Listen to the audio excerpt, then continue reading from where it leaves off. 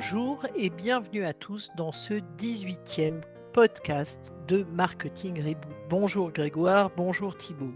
Bonjour Isolis. Bonjour à vous deux.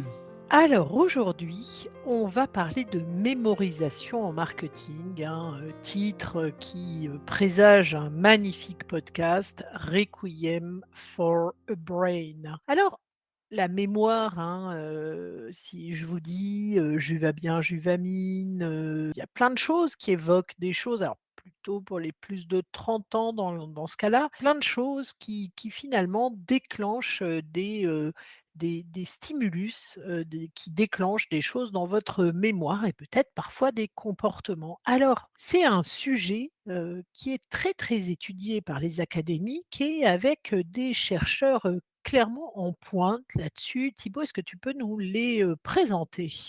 Oui, alors c'est vrai que c'est un sujet qui passionne, à juste titre les chercheurs en marketing. On peut citer bien sûr Tim Ambler, qui est vraiment une référence mondiale sur le sujet, professeur émérite à la London Business School. C'est lui, Tim Ambler, qui nous dit que la publicité travaille de 2 façons, à la fois avec une réponse immédiate et puis également en changeant les perceptions, associées à la marque dans les mémoires, ce qui va bien sûr influencer les comportements ultérieurement. Jean-Louis Chandon également, bien sûr, référence française, professeur à l'INSEC, expert et spécialiste notamment des ensembles de considérations et de toute la mémorisation en marketing. Et puis Catherine Braun-Latour, professeure à Cornell, elle va particulièrement insister sur les premières expériences, celles qui sont décisives et qui vont avoir une influence clé sur les préférences futures de façon prévisible. Alors, pour comprendre leurs recherches, il faut déjà comprendre comment fonctionne la mémoire peut-être. Grégoire, tu nous racontes ça? On va essayer d'ouvrir la boîte noire, Isolis. En fait, il serait assez tentant de penser que bon, il y a un stimulus qui va générer un chemin assez direct vers la mémoire, qui sera un grand disque dur finalement, hein. C'est le traitement de l'information, en fait, un processus à travers lequel ce stimulus il est reçu, il est interprété, il est stocké dans ce grand disque dur et ensuite il va être récupéré ultérieurement.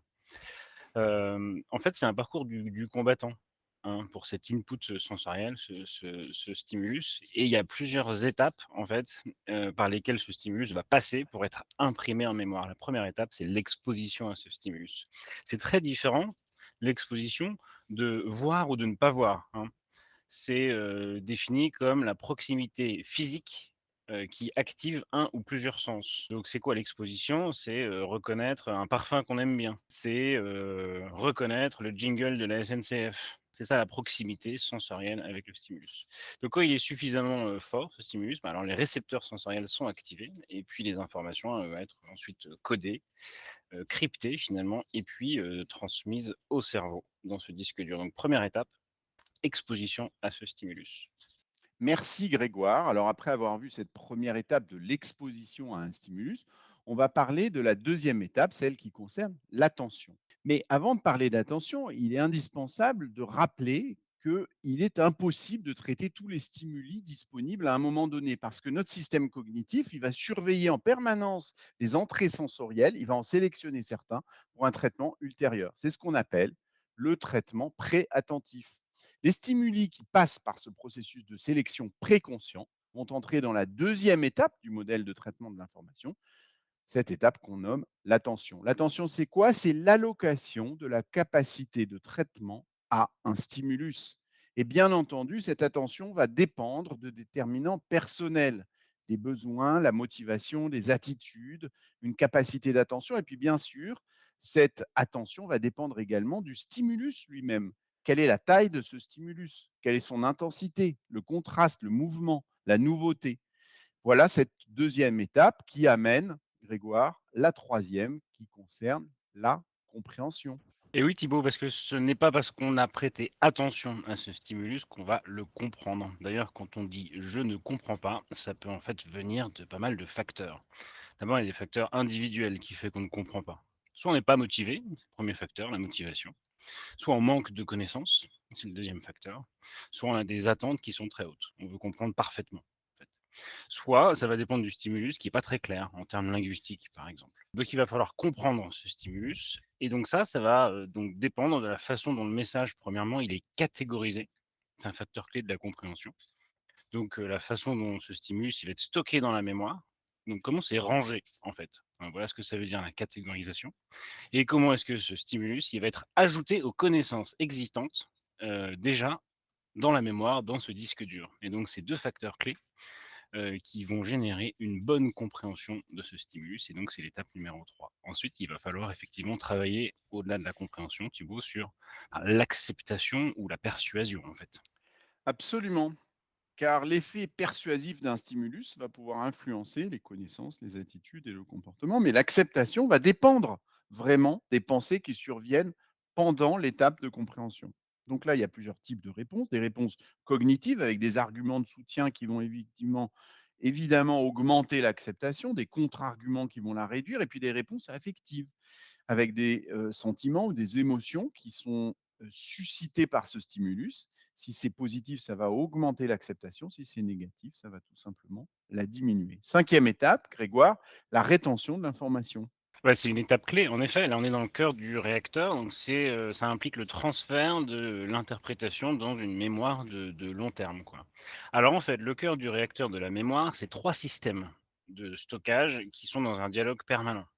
Premier système de stockage, c'est ce qu'on appelle une mémoire qui est sensorielle.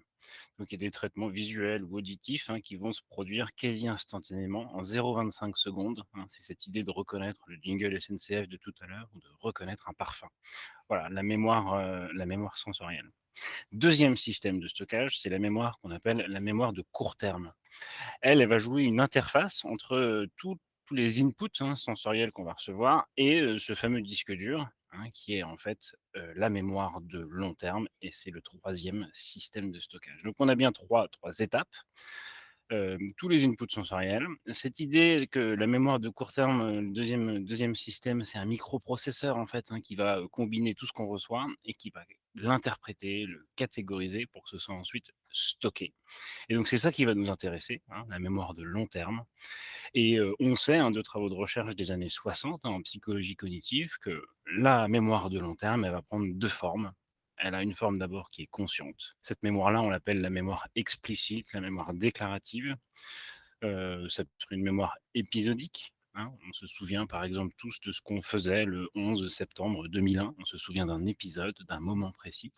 Et puis ça peut être une mémoire sémantique. Dans ce cas-là, on va se souvenir de connaissances qui vont être organisées, de verbatim, de mots, de symboles. Et puis la deuxième forme de cette mémoire de long terme, ce sont les formes non conscientes de la mémoire, qu'on appelle aussi la mémoire implicite. Cette mémoire implicite, elle ne peut pas être verbalisée, elle peut pas être décrite par des mots par un consommateur. Et elle relève donc de réflexes, de ce qui est automatique. Et donc on va le mesurer de manière aussi assez différente. Merci Grégoire. Sixième et dernière étape de ce processus, l'oubli de l'information. Hein, bien entendu, la récupération en mémoire peut ne pas se produire. Hein. C'est ce processus par lequel les contenus stockés dans la mémoire vont être activés. Eh bien, parfois, il y a absence de récupération. Pour deux raisons. Le rôle du temps. La trace nésique va s'estomper. L'échec de la récupération arrive quand la trace n'est plus suffisamment forte.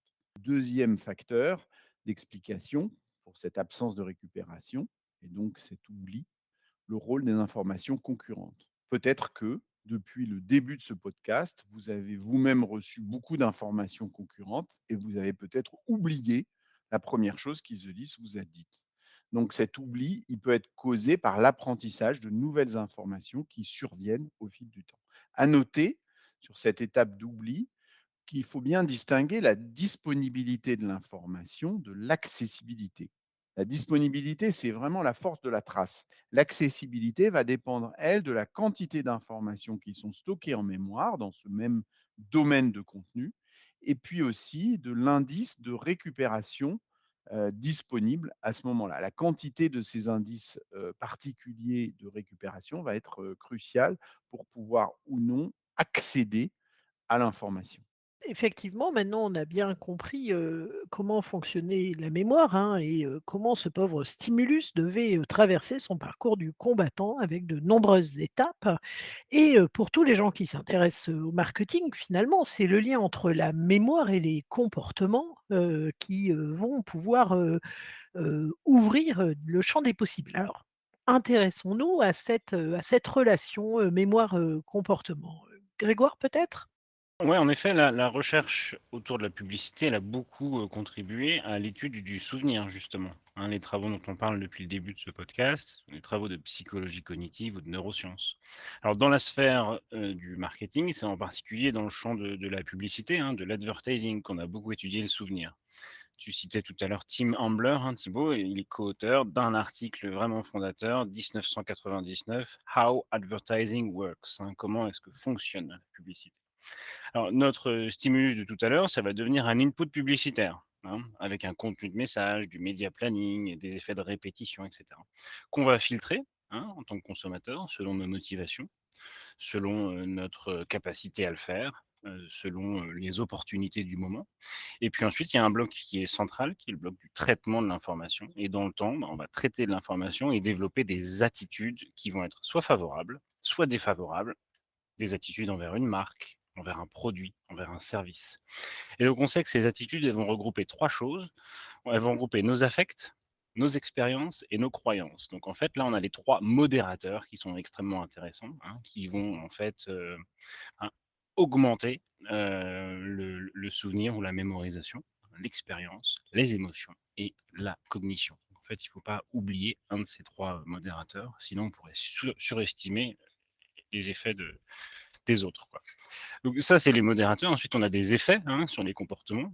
Il y a 3 grands types d'effets, hein, que la recherche en publicité, a étudiés. Il y a des effets de court terme, hein, on les appelle souvent les effets d'advertising elasticities, donc l'élasticité de la pub, avec, des travaux sur les courbes de réponse, hein, par exemple, d'un consommateur.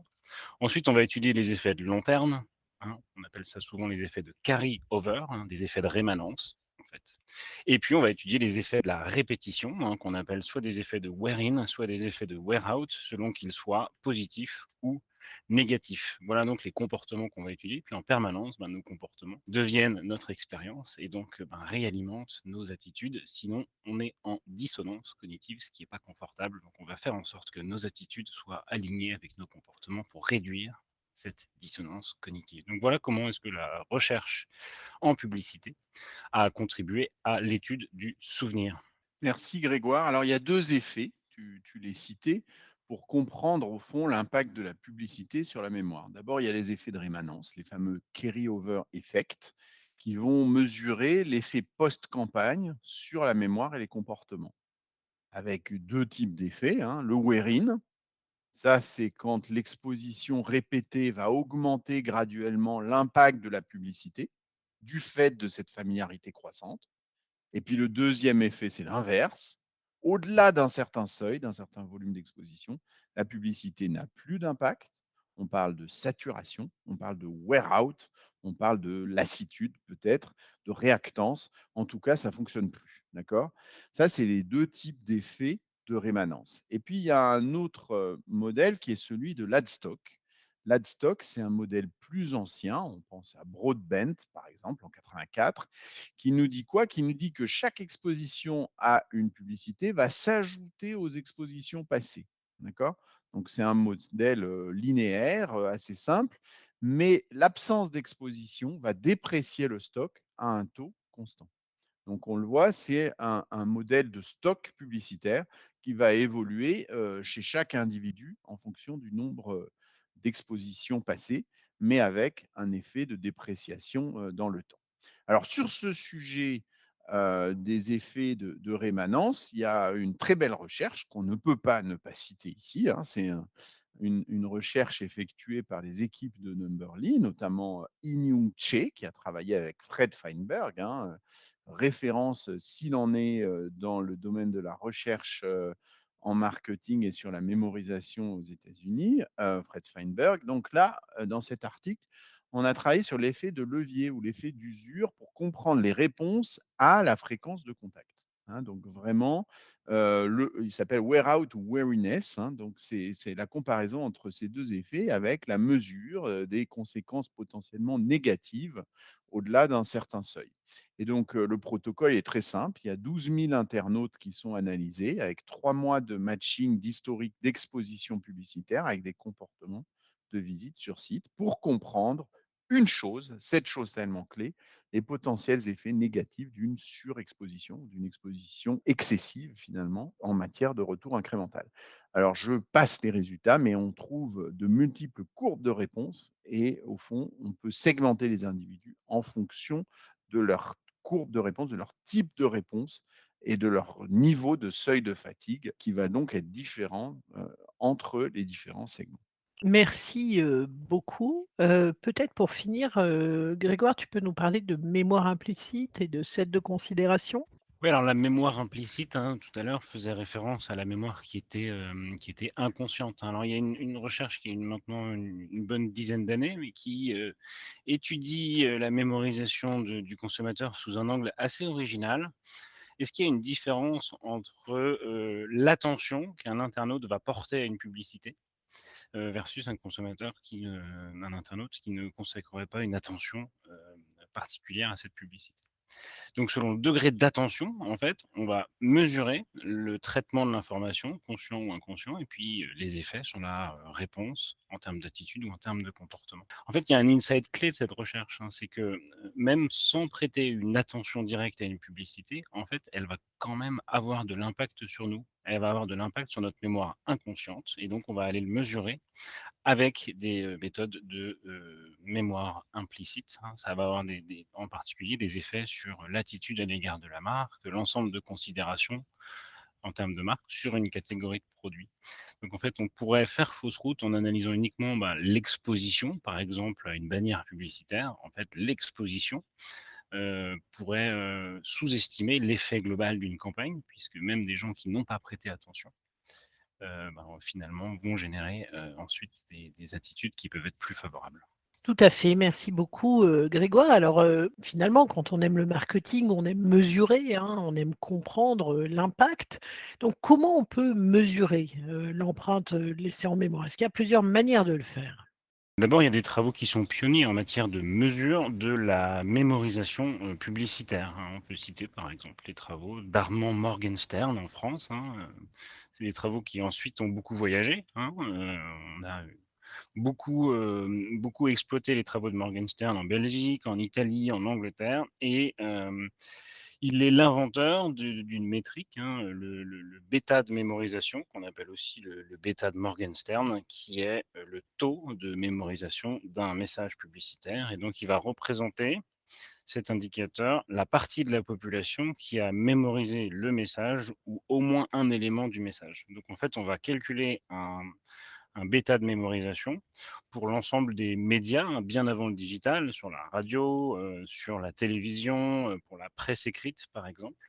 Et on va le faire dans une logique de post-test, hein, publicitaire, interroger des populations exposées versus des populations non exposées pour mesurer ce fameux bêta et le comparer d'un média à l'autre pour essayer ensuite d'en évaluer l'efficacité, tout simplement.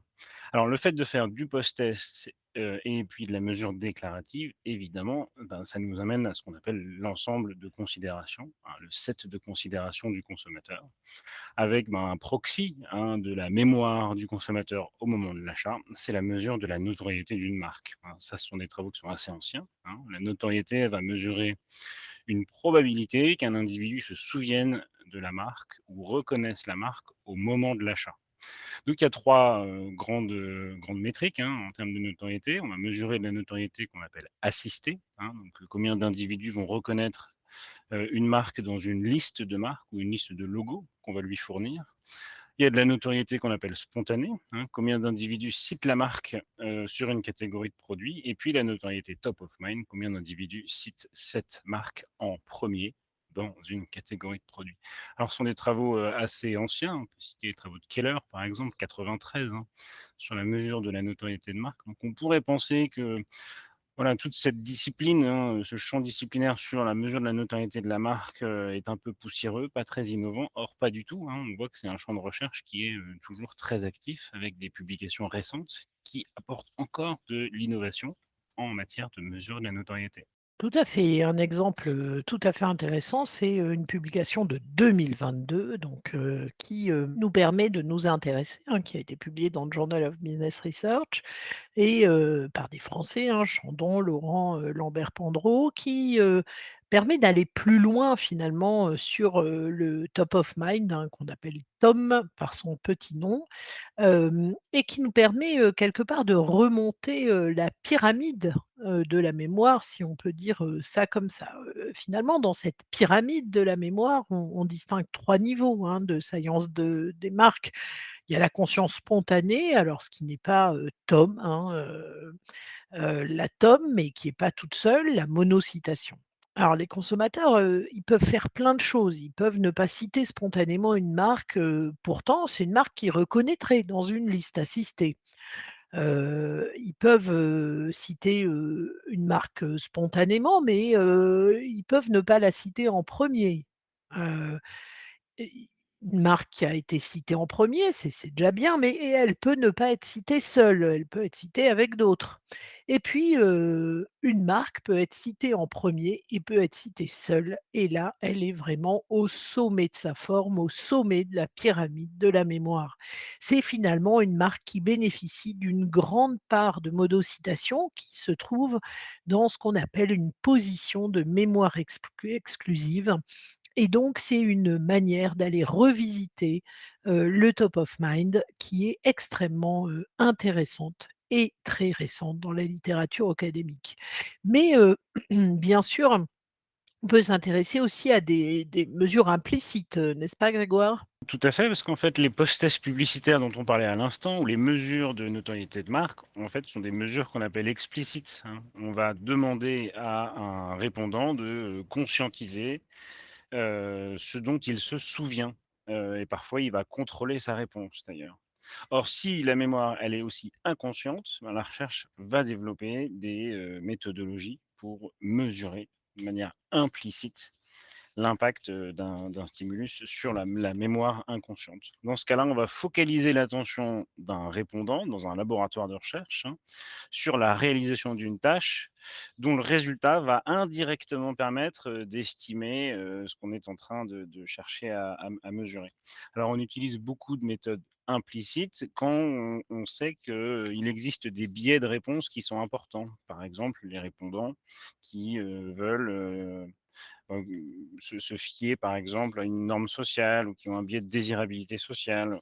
Ou alors quand on cherche à améliorer, ben, la capacité de prédiction, du choix, des consommateurs. Quand les méthodes explicites, permettent de prédire, de manière un peu médiocre, on va plutôt passer par de l'implicite, hein, pour compléter un modèle. Et puis, on va utiliser de l'implicite aussi pour mesurer, ben, des effets d'un stimulus publicitaire sur des attitudes, de consommateurs, des associations mémorielles, par exemple, hein, entre un stimulus de marque et les attitudes qui vont se développer. Alors c'est un champ qui est assez passionnant, hein, à étudier. Il y a plein de méthodologies différentes, hein, de méthodes de mesure implicite. On peut en citer 3, hein, qui sont d'ailleurs reprises dans un article, de 2005, hein, d'Olivier Trindel, hein, qui est prof à Grenoble. Il y a une méthodologie qu'on appelle, le TAI, hein, pour test d'association implicite. Alors un exemple concret de ça, hein, la question de départ qui était posée dans cette expérimentation était de dire, y a-t-il une différence en matière de perception d'une marque, selon qu'elle sponsorise, par exemple, Roland-Garros, donc un tournoi du Grand Chelem et selon que cette marque fabrique, par exemple, des appareils photo, Canon, Nikon, on peut estimer que la congruence est plutôt bonne entre un tournoi sportif, un tournoi de tennis et puis, fabriquer des appareils photo, versus des marques qui vendent du tabac, donc, les marques comme Lucky Strike, comme Camel, par exemple. Donc on va exposer un certain nombre d'individus à un scénario où, Roland Garros est sponsorisé par Camel et sponsorisé par Lucky Strike, à un scénario où Roland Garros est sponsorisé par Canon ou par Nikon, quoi, des marques d'appareils photo. On va ensuite, les libérer. Souvent, on va d'ailleurs, faire en sorte qu'ils ne pensent absolument plus, à la phase expérimentale à laquelle ils ont été exposés. Puis ensuite, on va les reconvoquer en laboratoire et en général, ça prend une forme qui est très ludique, hein. C'est un petit jeu, qui fait pas du tout référence, en général à la phase, expérimentale pour mesurer, en quelques millisecondes, hein, par exemple en cliquant, sur la flèche de gauche, si j'aime et sur la flèche de droite si j'aime pas, un certain nombre d'associations avec des marques, hein. Et donc on s'aperçoit en effet que, ben, les marques comme Nikon, comme Canon, ben, vont être mieux valorisées, donc le sponsoring fonctionne. Mais c'est aussi le cas de marques comme Lucky Strike et comme Camel. Donc on pourrait estimer que la congruence est pas bonne entre un tournoi sportif et puis, des marques qui vendent du tabac. Or, si, grâce à des mesures implicites, hein, on arrive à démontrer que le sponsoring est efficace, même si la congruence de départ nous paraît assez faible. Voilà des exemples de tests d'association implicite.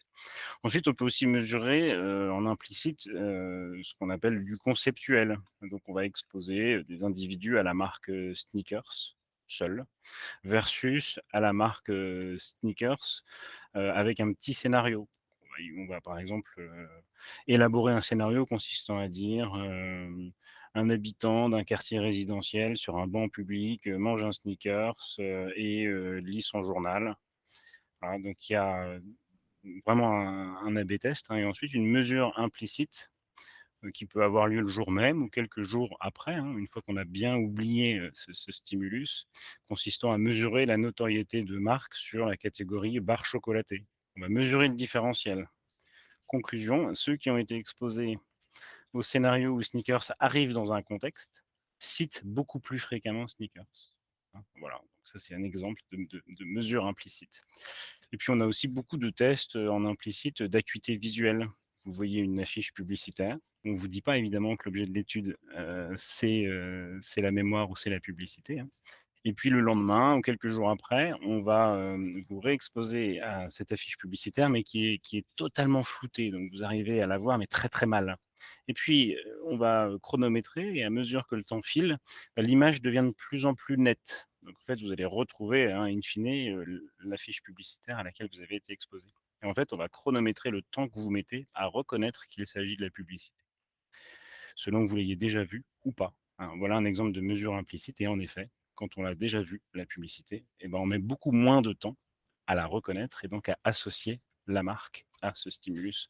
Voilà 3 exemples de mesures implicites, mais qui nous prouvent bien que la mémoire doit vraiment s'intéresser aussi à des méthodes qualitatives, parce qu'il y a beaucoup d'inconscient derrière ça et des choses qui relèvent d'automatisme ou de réflexe qu'on ne peut pas mesurer avec du déclaratif ou du questionnaire, quoi, par exemple. Merci Grégoire. Alors, ce vers quoi on tend en matière de recherche actuellement, et c'est important d'en parler, c'est au fond une combinaison de différents types de mesures pour comprendre l'empreinte qui est laissée en mémoire. Et notamment, l'expérimentation va être, une des tendances clés en matière de recherche actuellement pour mesurer, encore une fois, l'impact de, différents, stimuli, sur, la mémorisation et aussi sur le comportement. Donc on va pouvoir, diviser, une population, par exemple, qu'on connaît bien sur internet en 2 groupes, un groupe test, un groupe témoin, avec des groupes aléatoires. On va soumettre, notre groupe test à une phase d'étude, les exposer par exemple à un stimulus dont on contrôle la nature, le contenu, l'émetteur, la durée, et cetera. Et puis, on va ensuite peut-être pouvoir demander, une tâche particulière, à, chacun des 2 groupes, et on va ensuite mesurer leur réponse comportementale, par l'observation de leur comportement de navigation ou d'achat, de fréquence de visite sur un site web, et également leur réponse attitudinale avec un questionnaire qui lui peut être, adressé à la fois au groupe test et au groupe témoin. Donc on va avoir tendance à essayer de cumuler, les différents types de mesures comportementales ou attitudinales ou de réponse à une, demande de tâche, finalement pour mieux, mesurer de façon plus complète, l'empreinte qui a été laissée effectivement en mémoire chez les consommateurs. Et dernier point, pour mesurer l'empreinte laissée en mémoire, il y a un élément qui devient central dans la littérature et en particulier, le domaine que connaît bien Tom Villeneuve, hein, chez Numberly, c'est, le fait que la notoriété ne fait pas tout. Pour mesurer, l'attitude, c'est clé de mesurer l'attitude pour quantifier l'impact de la publicité. Alors la communication, elle va en effet impacter l'attitude des individus, mais si on se contente de mesurer uniquement le souvenir des arguments publicitaires, eux-mêmes, on va sous-estimer fortement l'impact de la campagne sur la mémoire. Les arguments, aident les individus à se faire un avis sur les marques et c'est ensuite ces avis qui vont rester en mémoire et ce sont ces souvenirs-là qui vont influencer l'achat. Donc c'est assez différent et c'est important de distinguer les arguments communiqués avec les avis qui vont avoir été finalement, façonnés par ces mêmes arguments. Et puis, dans le même, registre, on a cette notion, qui, ne cesse de grandir dans la recherche en marketing de customer mindset, hein. Ces états d'esprit du client qui sont mesurés avec des métriques. On parle de CMM, Customer Mindset Metrics, avec cet article notamment de Petersen et Kumar, hein, en 2018, vous voyez, tout récent, qui vont, précisément, noter que les publicités, elles peuvent influencer les choix, même si, les arguments finalement, qu'elles contiennent sont oubliés. Et donc pourquoi? Parce que pour influencer le comportement d'achat des gens après qu'ils ont été exposés à une campagne publicitaire, il faut que ces publicités, elles aient laissé une trace dans la mémoire des gens. Donc la mesure de cette trace, est clé et bien que cette trace ne contienne pas nécessairement les arguments eux-mêmes, elle va contenir des évaluations qui ont été formées à l'écoute de ces arguments. Et ce sont ces évaluations-là, plutôt que les informations elles-mêmes contenues dans la publicité, qui vont influencer l'intention et le comportement d'achat. Alors, pour être encore plus clair, ces mindset, ces customer mindset, hein, ces CMM, ça inclut par exemple la satisfaction, hein, la qualité perçue, le commitment ou l'engagement, la fidélité attitudinale. Ça, ce sont autant, au fond, d'évaluations qui ont été formées à l'écoute des arguments et qui vont jouer un rôle clé, on le mesure très bien, dans, l'impact finalement et de la publicité et dans l'intention et le comportement d'achat. Merci beaucoup Thibaut, merci Grégoire et comme, vous le savez, pour ceux qui suivent régulièrement nos podcasts, nous terminons toujours par un let's reboot. Alors, premier point que nous avons vu aujourd'hui, comment fonctionne la mémoire? On a une mémoire à court terme qui combine les inputs sensoriels avec le contenu, de la mémoire à long terme pour permettre la catégorisation et l'interprétation. On a aussi une mémoire à long terme avec, 2 formes, hein, distinctes. Une forme consciente de mémoire, déclarative ou explicite, de souvenirs conscients de faits ou bien d'événements. Et puis des formes, non conscientes de la mémoire qui sont appelées, mémoire implicite. Enfin, on s'est intéressé dans une deuxième étape, à l'articulation entre la mémoire et les comportements et là, on a vu qu'on avait 3 modérateurs, hein, pour étudier la trace laissée en mémoire. L'expérience, les émotions, hein, on a parlé, de l'humour, mais il y a plein d'autres émotions bien sûr et puis enfin, troisième modérateur, la cognition. Et on s'est intéressé aux effets de la répétition avec, la création d'un ad stock, avec des effets de carry-over, hein, on parle de wear-in, quand l'exposition répétée augmente graduellement l'impact de la publicité du fait de la familiarité, bien sûr, et puis le wear-out, qui explique qu'au-delà d'un certain volume d'exposition, la publicité n'a finalement plus d'impact. Et enfin, on s'est intéressé à comment mesurer l'empreinte laissée en mémoire de la notoriété de marque à l'exclusivité, hein, en comparant le nombre de monocitations au nombre total de monocitations des autres marques de la catégorie. Les mesures explicites, hein, qui sont centrées sur l'objet d'étude, le répondant conscientise et finalement il contrôle sa réponse. Et puis les mesures implicites qui focalisent l'attention du répondant sur la réalisation d'une tâche dont le résultat va indirectement permettre d'estimer le construit ou bien le processus investigué. Et enfin, bien sûr, mesurer aussi les attitudes, hein, Thibaut vient d'en parler, pour quantifier l'impact de la publicité. Et voilà, ce 18e épisode des Marketing Reboot s'achève ainsi. Le prochain épisode et 19e s'intéressera à un sujet fascinant, les 62 ans des 4 P. Est-ce que l'âge de la retraite du marketing mix a sonné? Eh bien, vous le saurez si vous écoutez le prochain podcast. Merci infiniment à tous pour votre attention et le temps qu'on a partagé ensemble. Merci Grégoire, merci Thibaut et à très bientôt. À très vite. À très vite.